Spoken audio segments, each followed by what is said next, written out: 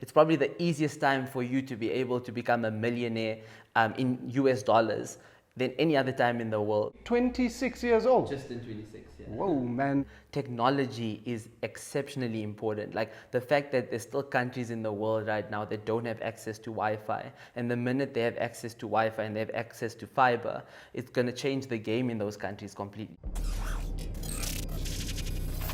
Hey guys, this week's episode is going to be epic because for Money Talks interviews, we've got an amazing person, Zareef Minty. I mean, this guy's CV is so impressive and is only 26 years old. Just in 26, yeah. Whoa, man, this is incredible. Let me read this out to you guys. At 26, LLB graduate from the University of Wits, South Africa. Thought leader, innovator. He became the youngest national youth president in South African history at age 19. Speaker, media personality. Has his own book called Empire. And is the director, CEO of 4 companies that he runs up to date at 26 years old. Zareef, that is amazing. Thank you very much for being here, mate. Thanks for having me, Nabeel. Thanks. It's a pleasure, man. I mean, my brain goes mad when I think about what this list means to many people out there when they hear it. It really starts frying some. How do you do it? And to start that journey, I just want to know, at what point did you want to be an entrepreneur? I think I've always wanted to be an entrepreneur. Like, I think it was, when you actually still in primary school and high school, I've always had that energy and feel towards entrepreneurship. So from the age of 15, I started up my first company. It's a clothing company. And I used to miss, high school at some points. I used to miss like a day off school, come to Johannesburg. I used to live in the Northwest Province in a small little farm town called Klerksdorp. So I'd leave school that day, go to Johannesburg, have a meeting in Sandton, for example, at one of these corporate like firms or whatever it is. And you'd sit down with a marketing manager and maybe a projects manager in a huge boardroom, and you're 15 years old and you're thinking to yourself like, I just don't want to mess up right now, and then you learn skills and you actually get better and better and better. And like after a while, after doing like 5 or 6 of those meetings or interviews or whatever, to be able to source work with them, you start to become better at it and you learn the skill. So I always believe in that concept that sometimes it's nice to just be thrown in the deep end and then learn from it in that sense. And at that point, throwing in the deep end, learning all these concepts are absolutely incredible, and we see this commonly keep coming up in a lot of successful individuals, is that ability to keep learning. And another aspect of that is the drive that it takes and the vision of seeing something at such a tender age. What was that image as you saw it in high school? Yeah, I think my golden plan or my ultimate goal in life has never changed since I was 12 years old. It was always the same thing. It will never change. For me, it's, obviously doing well financially is a beautiful thing, and building up and having amazing things in this world, like having yachts and beautiful buildings. And that's what everyone dreams of, right? It's the whole Instagram lifestyle. But I think for me, how you measure success is the thing that will never change, which is how many people you can actually impact their lives in a positive way and directly as well. So how many people can you send to university? How many people can you send to school? How many people can you feed on a daily basis? That's success for me, because that's quantified in a nice way. And I look at all of my mentors and I look at people I look up to. That's how they measure success. So I measure success in a very similar way. So I believe like being successful isn't what you see on social media and on Instagram. It's that level or 10 levels higher than that. It's when you're looking at the legacy, and the legacy is very important. And you are part of that generation, Gen Z, growing up into technology.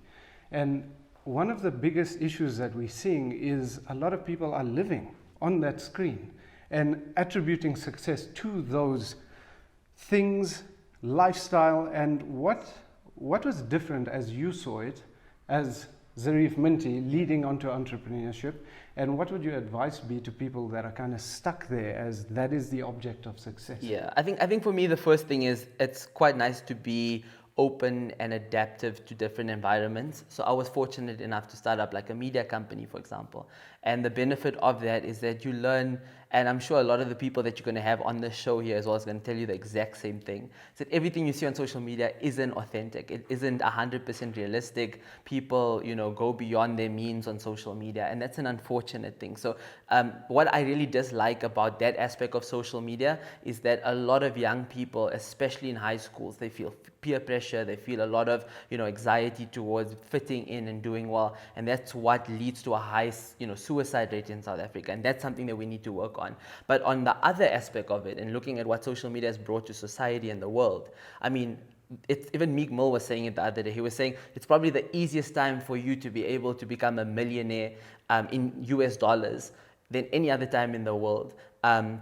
Mainly because of the number of opportunities and routes that you actually have to become successful looking at technology nowadays. So technology has opened up platforms for 5-year-olds to become billionaires. I mean, there's a 5-year-old on YouTube that goes and reviews toys every single day. And that child's making something like 52 million US dollars every single second day. So you own $1 billion company before you even turn 6. And that's the mindset that we need to start encouraging in South Africa. And that's a mindset that we need to encourage upcoming entrepreneurs. But at the same time, industries are changing right in front of our eyes. I mean, we've seen the last 5 years to a completely new, uncertain path for lots of industries, lots of companies, and they all kind of also need that direction and that aptitude to thinking towards the future.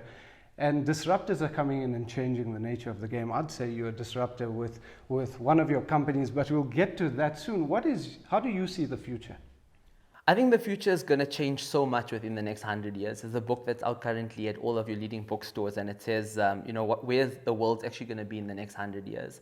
And, air is a very important thing. Water is a very important thing. Technology is exceptionally important. Like the fact that there's still countries in the world right now that don't have access to Wi-Fi. And the minute they have access to Wi-Fi and they have access to fiber, it's going to change the game in those countries completely. So old traditional media is still dominating in those countries. And you'll see in South Africa, we're starting to do that shift. The shift is starting to happen now where people are spending more time on YouTube, for example, watching your channel than going onto one of these channels that we don't really want to mention right now. But that's the whole idea behind it. Society has changed so much, and we need to be able to adapt. So, they say entrepreneurs have to have the ability to adapt to become successful.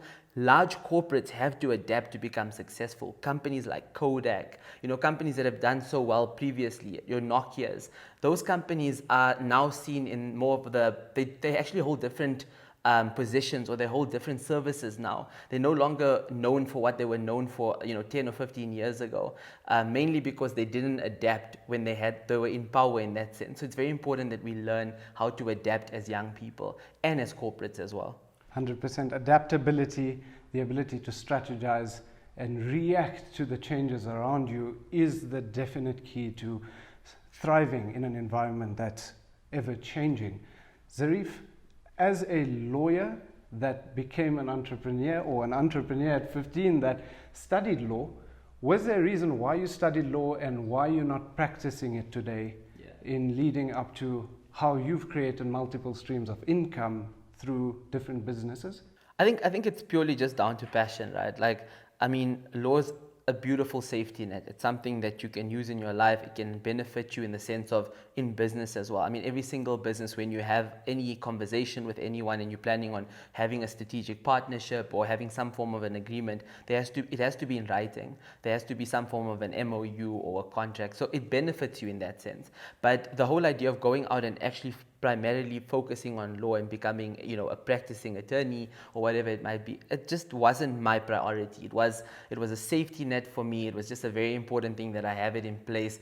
God forbid every business fails and now you have to go back and it's really nice to consider that, because it removes the anxiety that you might have when you're actually in your business. So now I'm very fearless when it comes to business decisions, because I know that at the end of the day, there'll always be an income source that I can always rely on eventually. So I don't mind making, drastic, risk averse decisions, mainly because of the fact that I know that if it fails, there's always a second business or a third business or a fourth business. And if all of those fail, you can always go back to law.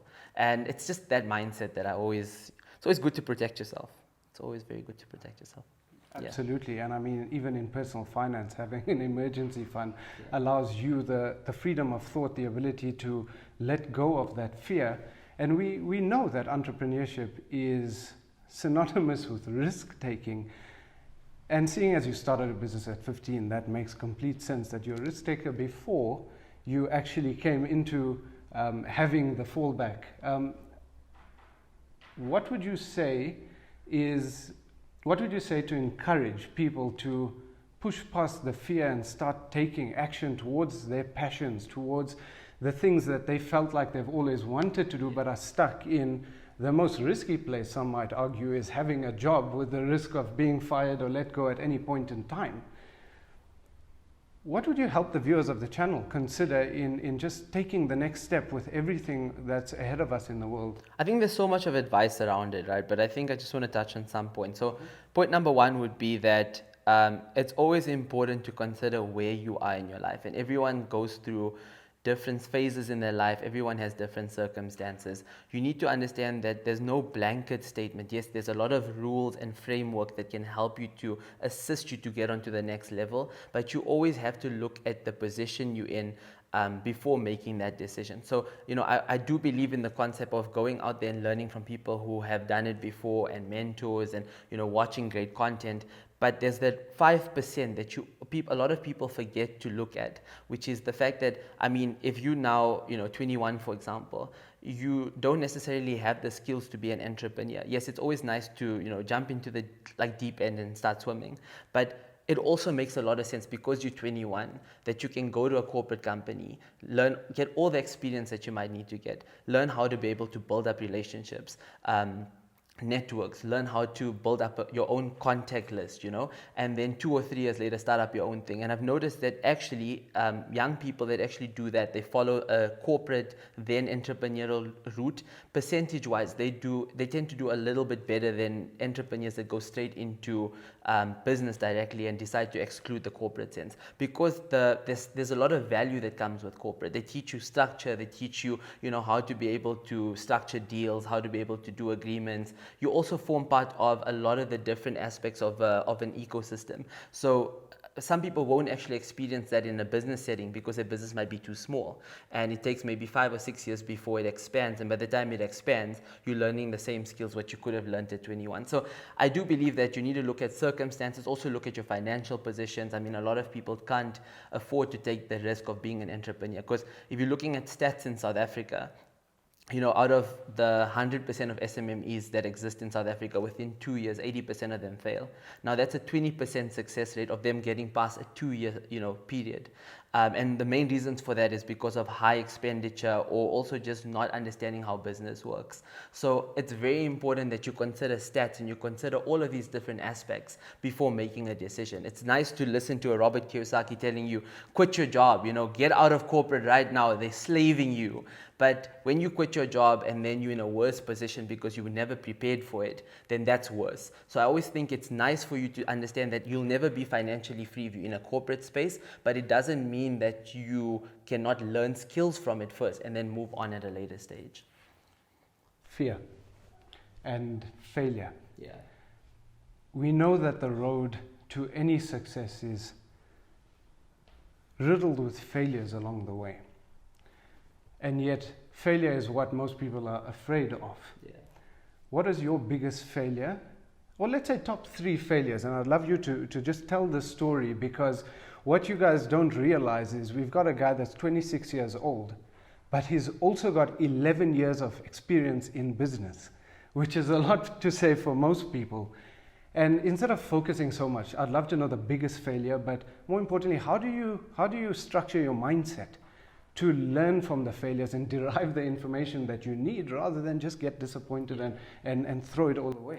I've had 11 years of business experience, but I've had 11 years of failures. I've failed to every single success I've achieved. I have failed on average at least between 50 and 100 times. There's been 100 moments where it's either been a rejection, or you've been passed on to someone else, or those are situations that are real. These are real life situations as an entrepreneur, and people need to understand that it's not rosy as what you see on Instagram, where you're buying the latest Bentley or a Lamborghini and then the next week it's a new car. It doesn't exist that way. You go through a lot of different failures, especially when you're young. I mean, at a later stage, when your business is extremely established and you've already went through all of those failures, then it's very possible for you to change your car every single 2 or 3 weeks. But when you are a startup, you know what I'm saying?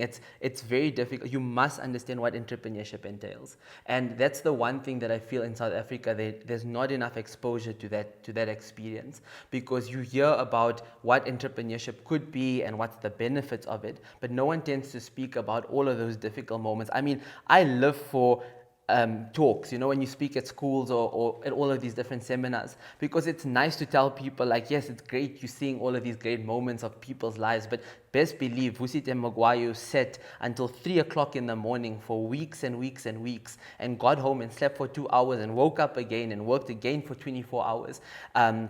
There's people like the president's son, for example. I follow him on Instagram.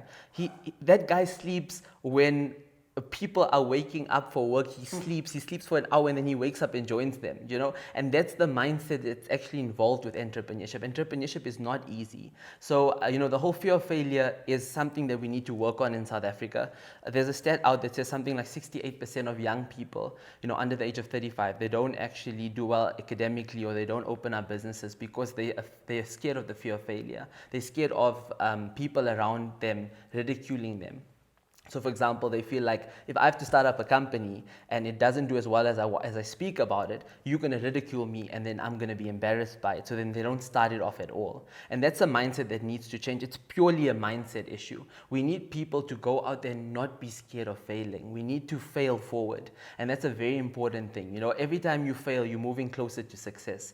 And I think that's one of the fundamentals to growing a business, is that, even today, we've probably failed about 6 times before I got here, and it just allowed us to now be 6 times better in our business, because now we know what isn't good enough and what needs to improve. And when I talk about failure, I talk about every single aspect of your business. The minute you don't succeed at something, it's failure. The minute some email doesn't come through that you're waiting for, the minute you don't get the call you want, the minute you trying to get hold of someone but they're not available, that's failure. That's a failure in your business. You need to be so consistent on critiquing your business that if anyone else comes and says your business isn't good enough, you're like, yes, I remember that day, it's because of this, this, and this, and this. And that's the detailed level that you need to be on as an entrepreneur. So I want people to understand those aspects. It's very important. And to be obsessed with what it is in the problem that you'd like to solve, the service that you'd like to offer. And in the spirit of encouraging more people to take those steps towards starting their own business, right? An idea these days is, everyone's got wonderful ideas. And if you had an idea today, I'd love to actually work through with this with you. How would you start a business if you had an idea today? So I think, so if I have to look at it in the sense of like a complete startup, now you just have an idea phase, right? So there's a lot of different aspects, and I don't know if you want to actually speak to camera right now, but I think it's very important as young entrepreneurs that if you have an idea, understand that every single person next to you, around you, every single one of your friends in the last month have thought of a very smart idea.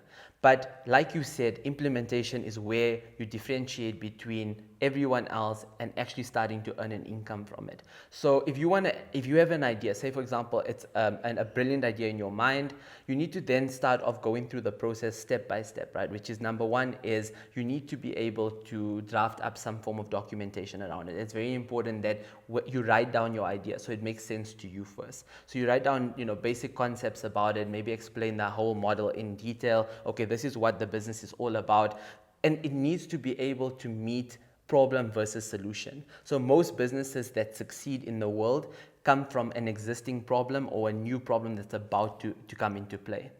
That's why you'll see a lot of your entrepreneurs that do very well in business. It's normally a personal experience that they've actually suffered from. So they've actually had a personal problem and then they thought, oh wow, maybe this is the solution to it. So I would highly recommend that you first, critique your idea, write it down on a piece of paper, look at all the different aspects of it, understand the model. It needs to make sense to you. Think of what's the underlying problem there. What's the real issue? How many people is this problem gonna, be able to affect? And then if you find a solution, how many people are actually gonna be benefiting from this solution?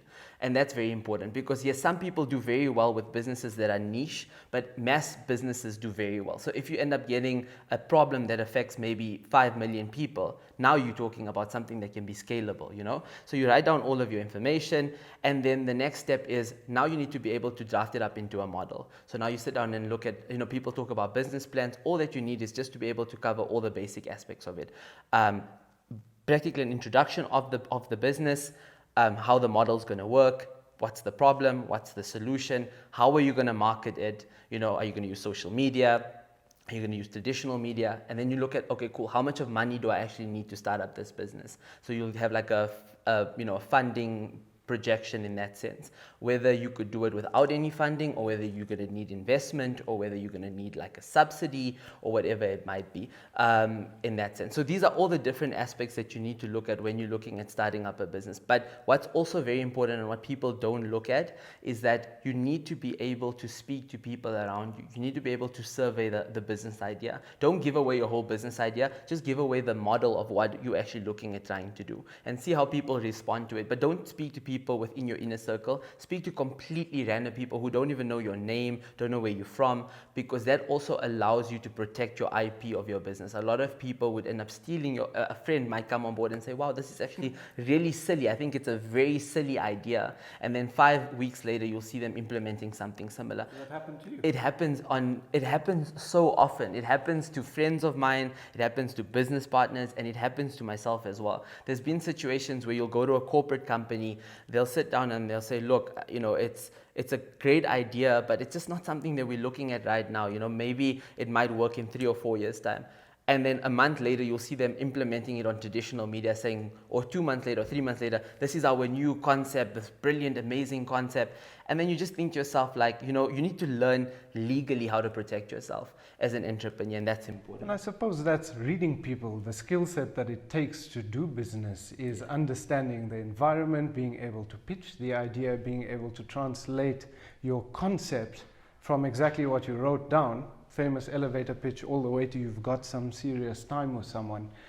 And I want to take it back to that market research, because if we're going to inspire people here on this video to take action, so writing those things down, firstly, we know that people don't make time for the things that are important. That idea is easy to speak about, it's easy to think about and daydream of, perhaps when you're at work, spending time, but taking action. Zareef, how would you motivate? Because I know you're a passionate person, but innately I think people can find a passion. People would like to take that step and believe in something, in which case, how do you actually structure your day? Should people be putting time out in their diary to work on writing down a simple idea? I know we're not selling and making millions, which is a skill set, by the way, but really in the beginning, how would you encourage people to approach it if you're already in a normal lifestyle, wasting time, chatting ideas, and just dream about the Instagram life, but more importantly, solving a problem? Yeah. So I think it also just works down on psychology and stats, right? So you'll sit down and say, okay, cool, I have a goal. What's the easiest way to achieve it? And there's different tiers to it. So cool, 10% would be that you'll think about it. 30% is that you'll mention it. 70% is where you write it down and you set it as a goal. So 70% of all of your goals that you want to achieve are achievable based on the fact that you're able to write it down. 90% goes on to actually doing it, like implementation. So the minute, for example, you want to start up a business, you start the business tomorrow. You actually literally sit down, you register a company right now, and tomorrow the business starts, and then you learn from there. Has a 90% success rate compared to just telling people about it, because you've implemented it. You've already skipped the first step what most people stop at. But I think the most important thing for me is that when you're looking at structuring your day, I use 3 different diaries. I use 3 different diaries to this day, traditional diaries, where it's not online, it's physical diaries, and then I use like these different apps that you get, like planning apps. And these planning apps work very nicely when you have someone else on the other side working with you, for example, a business partner or an investor or a funder or whatever it might be. So there's things like Trello and Monday.com, which work very, very well in that sense. But in a personal setting, my 3 diaries are key. The one diary literally notes every single year. The minute it hits the 1st of Jan, there's already between 100 and 500 goals to achieve for the year. And it's practically just a scratch out process throughout the whole year. And if you don't meet at least 450 out of that 500 goals, it's been a horrible year. And that's how I really believe in. I also believe in your day to day. So from 7 o'clock practically all the way up until 11 o'clock, you have a schedule, you know exactly what you're doing. Time is very important. People's time is very important. As an entrepreneur, you must understand, especially when you're a startup, your time is so important. You have to respect yourself, and you have to be disciplined enough to understand that the minute you're late for a meeting, it's disrespectful. The minute you show up to a corporate setting or whatever it might be and you're 5 minutes late, you've already disadvantaged yourself. The minute you have a meeting with someone and you're late, you've disadvantaged yourself. So you need to be able to respect yourself enough to say, look, I know where this business is going to be. I'm motivated, I'm inspired, I know what I'm going to achieve. And then you go out there and live as if your business is already a billion-rand company. And trust me, that's the mindset of a winner, without a doubt. And the third diary? So you had the accountability and motivational diary with all the goals that you have for that year, and you tick it off. And like you said, if you aren't keeping up to date with that, it's a bad year. Then you've got day-to-day time management to the minute. And the third diary would be? So the third one is more of like a quotes diary. So you just use it to write down any important like events that are happening for the month, but most of it is predominantly quotes all around the diary. So it's more of like a fun diary that you use, but it actually inspires you all the time. It's a creative diary. Like a creative diary in that sense. And then obviously you use Trello and Monday.com for joint, discussions about anything that needs to be done, what to do for today, to-do lists, what has been done, what still needs to be done, and then obviously it gets tracked among all of your different business partners. So everyone's then aligned as to what's left to do for the day. So it's quite nice. Now to the youngsters, the 15-year-olds out there that are saying, if there's somebody that did it at 15, I can do it. I mean, entrepreneurs are competitive by nature. We know this. It's a game, it's an experience, it's fun. What would you say to them in getting it straight through to make it happen? Because I know that you wrote a book.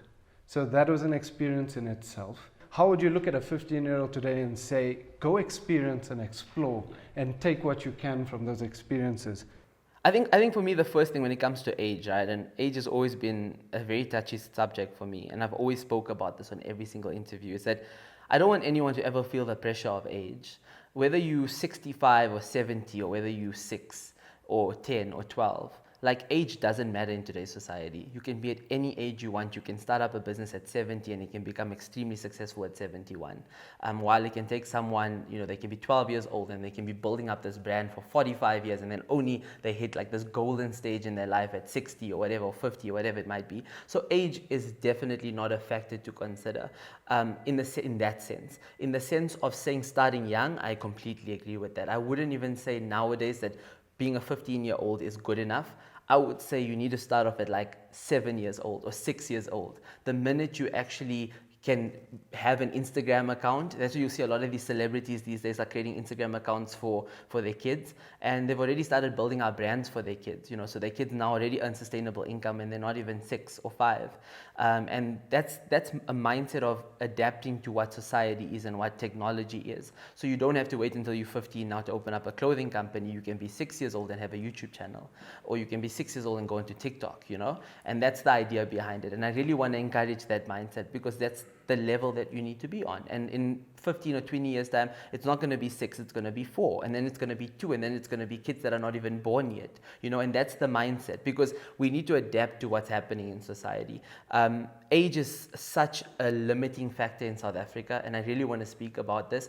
Sitting as a 15-year-old in a huge boardroom, and like you can feel people are not taking you seriously, right? The quality of your stuff is there, the content is there, the conversation you're having with them is the same conversation a 45-year-old person would have with them in relation to the structuring of an agreement, right? But because you're 15, it's done. There's no way that you make sense, right? And I think that needs to change in South Africa. I think corporates in particular, when they watch your channel, and when business people who are much older watch your channel, they need to understand that innovation now comes from young people. And you don't necessarily need to look at age as a factor when considering the quality of content someone has or the quality of ideas that someone has. I mean, let's use the perfect example, right? It's what society wants. So Fanta, for example, which is a huge subsidiary of the Coca-Cola brand, right? Fanta has their own amazing marketing strategy. They change their marketing strategy based on the fact that there's a guy out there called Lesizwe who has huge following. He's a huge comedian, and now let's make him our marketing manager of our company in South Africa because he'll be able to do A, B, and C for us. Now that wasn't part of their marketing strategy 10 years ago, but they were, able to adapt to change. That's what I'm saying. It's not about us as young people going out and saying, okay, cool, how do we make them change? They need to understand that it's going to change and they're going to be left behind if they don't change. So it's more of you don't want to be in a reactionary aspect. You want to be in the other sense of being able to identify the issue and then sitting down and saying, okay, cool, look, if we want to keep our business running and making the profits that we're making, we need to identify that now influencers are very important. Social media is very important. TikTok's very important. Instagram's very important. Let's find an ambassador that's actually, on these platforms to be able to come in-house. And that was very smart by Fanta, and I have to commend them for that. But I think other companies need to start thinking in a similar route as well. That is an amazing story, man. And if you look at the opportunities for people to do business in a world of today as it is, how would you give your opinion and advice to the viewers, especially the younger viewers, the entrepreneurs, the budding entrepreneurs, on entitlement? Because sometimes I think there's a confusion, because it's not just about being an influencer. These guys are wonderful entrepreneurs that have a good head on them and think to partner and add value to the brand in whatever that objective is that needs to be achieved. And a lot of people can kind of miss that entire value that needs to be added in the partnership and lead through with entitlement because I have this or because I have an amazing idea. What's your opinion on entitlement? I think I share the same sentiments as a Vusi Maguire, who feels exactly what I feel. I feel that the general public in South Africa, and with no disrespect to anyone out there, it's just an objective observation, is that our South African public have a sense of entitlement embedded in them, unfortunately. Young people under the age of 35, we feel like the government owes us things, we feel that society owes us things, we feel that we deserve that corporate job is our job. So I think it's really important that we understand that, we feel as young people, and I'm saying we because I'm talking about young people in South Africa, we feel entitled that the government owes us things. We feel that corporates supposed to give us these job opportunities. It's meant for us. If we don't get it, something's wrong. The whole idea of working hard and trying to achieve something and being humble isn't necessarily in the general South African person. When you're looking at what Vusi said, and Vusi says, but you look at our neighbors and you look at someone like a Zimbabwe or Tanzania or Zambia, the whole mindset of why they become so successful in South Africa. A young entrepreneur from Zambia can come to South Africa with absolutely nothing. But the fact that they're humble and they work 24 hours a day, understanding that nothing's guaranteed for them, makes them become successful very quickly. If our young people actually had that mindset where, they understood a similar mindset to what a Tanzanian young entrepreneur has or a Zambian young entrepreneur has, I believe because of the different availabilities that they have in relation to stuff that can assist them in South Africa, be it triple B, compliance, or whatever it might be, they can achieve so much more in a country of their own. So I think we need to change that mindset. We need to get rid of the mindset of being entitled. It happens at university level. It happens as a young entrepreneur. You feel like people have to give you business. No one has to give you business. It's your own job to go out there and get business. You need to be as innovative as you can. You need to be working as many hours as you can. You should never allow the ball to be in your court. A lot of them will be sitting down and having a meeting, for example, and now maybe, for example, someone's waiting for a response back from them, and they'll take a week or 2 weeks, and then send back a response back to someone, and then wonder why did that opportunity disappear. The opportunity disappeared in that 2 week space that you've actually wasted. So these are the type of lessons that I would like to push on and speak about when young people consider the entitlement aspect and how can we get rid of it in South Africa. 100%, man. And this is all inwards in personal development and applying yourself and believing yourself and partnering that belief with leveling up your skill set. And I mean, one of the skill sets is personal finance, right? And a lot of the things that we've covered so far talk to the ability of risk, the timing of when you're ready to step into entrepreneurship. If you are seeing as it's easy to start producing alternate streams of income as a pure entrepreneur or a self-employed person, or finding a side hustle and an alternate stream of income. But in terms of that backing, in your case, the legal degree, that safety net, a lot of people need to start building up in their personal finance, leveling up their understanding of their, call it financial planning, but more habits, mindset, education around money and entrepreneurship. And one of the concepts is an emergency fund, or having enough savings through investments, or however it might be, to start moving forward.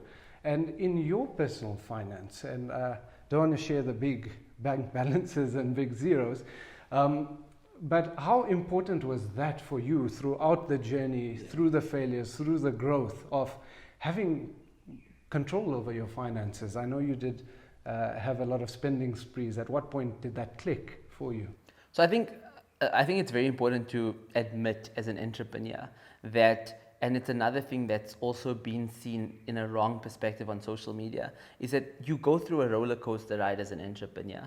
So when you start up your business, there'll be a point where 3 months into the business, hypothetically speaking, you'll end up doing an amazing transaction. And the inconsistency of the fact of being an entrepreneur is the reason why most SMMEs fail in South Africa. So you end up doing a really amazing transaction, and what most young people do as entrepreneurs is that they level up their lifestyle according to that transaction, not taking into consideration that what's the consistency of those transactions. So that's the one thing I really want to teach entrepreneurs, because I made that same mistake when I was young. When I was 15, 16, 17, you're sitting down and you're like, cool, we're working with corporates, you're in high school, like it's just going to go higher and higher and higher from here. And then there hits a dip where corporates are no longer interested in that market because that market was relevant for a certain space of time. So consistency is very important. Understanding the ability of, when it comes to your personal finance, you need to understand what your business earns. You need to understand how consistent is that income. Is that income a monthly thing, or is it a once-off thing and then it lowers and increases?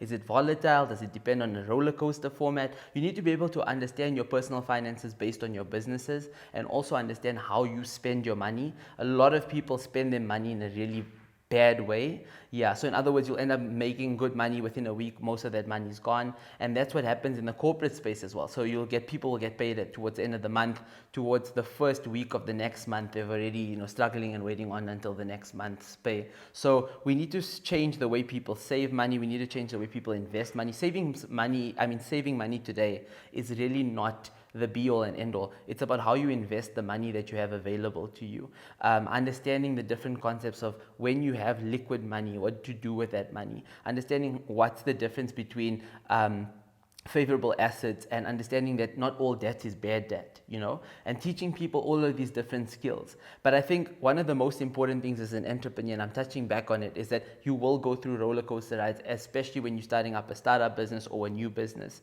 So you must be able to account for those things. I've made mistakes, like I said, at 15, 16, 17, and again, like 2 years ago as well. You sit down and you think, okay, cool, these big transactions are coming into place, so you can spend money knowing that money is going to be coming in. And it so happens, and this is how life works, is that the minute you spend the money, those transactions suddenly just collapse completely, and now you're in a position where your cash flow is being affected, and now you have to consider, oh wait, but now, you know, I've just made these purchases based on, you know, future income that's coming in, that's no longer coming in anymore. How do we account for this? So as an entrepreneur, it's important, you know.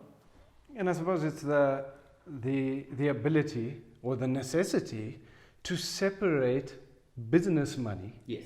from personal money. Without a doubt, yeah. And I think that's something I didn't cover here as well. And I think that's something you should emphasize a lot on your channel, is that you have to be very strategic and very disciplined when it comes to the fact that you're an actual employee of your own company and you earn a salary from your company, be it a salary monthly and then dividends towards the end of the year or whatever it might be. But you actually employed to your company, and the company's money and your money are two different things. When you're young, you make those mistakes. I've made it myself without a doubt on numerous occasions. And if you were to give one small piece of advice to address that to the person sitting there saying, I'm learning a lot, and they take those steps, and it'll come to that point where they hit that first transaction, and all of a sudden the theory goes out of their mind. Yeah, I think it's just forgetting the whole concept of the Instagram lifestyle. You know, you don't need to go and spend money on flashy clothes or flashy cars. Rather invest your money in things that are going to actually bring in more income for you. So always consider starting up a secondary business or investing in stocks, or, you know, looking at something else along those lines, maybe saving up for a property that you want, but doing it in a way where it's best for you, you know, instead of going out and buying. I mean, people buy ridiculous things these days. You can buy like a 100,000 in LV bag instead of taking that 100,000 in and starting up a secondary business, you know, because it doesn't cost you that much to start up a good business that would make good income, you know. So it's just that whole idea behind it. It's just like thinking about long term and not just thinking about now, and understand that the minute that first transaction comes through, how life works is that you've just reached a success, so expect another 50 failures to come in place before the next success, you know, propels you to the next level. And that's one of the secrets to life, and you have to understand that. And a lot of successful people understand that the roller coaster is a consistent thing about life. So you will go through a success, hit 50 failures, get onto another level of success, hit 50 failures, get onto a higher level of success. And that's how life works. It's absolutely true, guys. To end off, what is your favorite video on the channel Money Talks that really stood out to you?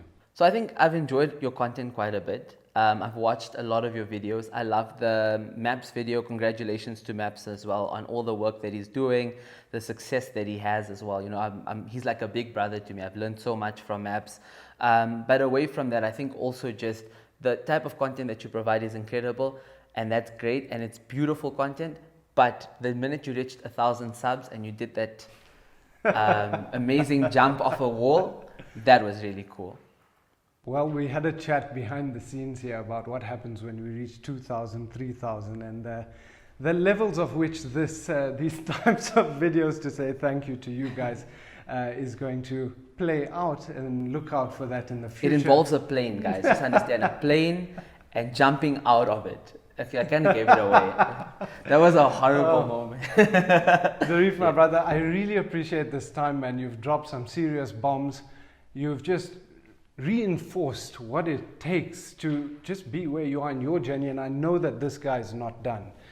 And I can't wait to see every success in your ventures moving forward, and however it plays out, seeing you back on the channel at a later stage to continuously drop those bombs for the people going up. Thank you very much for coming. I really appreciate it. Thank you so much for having me. And I think I'm going to do the conventional YouTube thing now. Guys, please follow the channel, and also just click on the bell icon below so that you get notifications.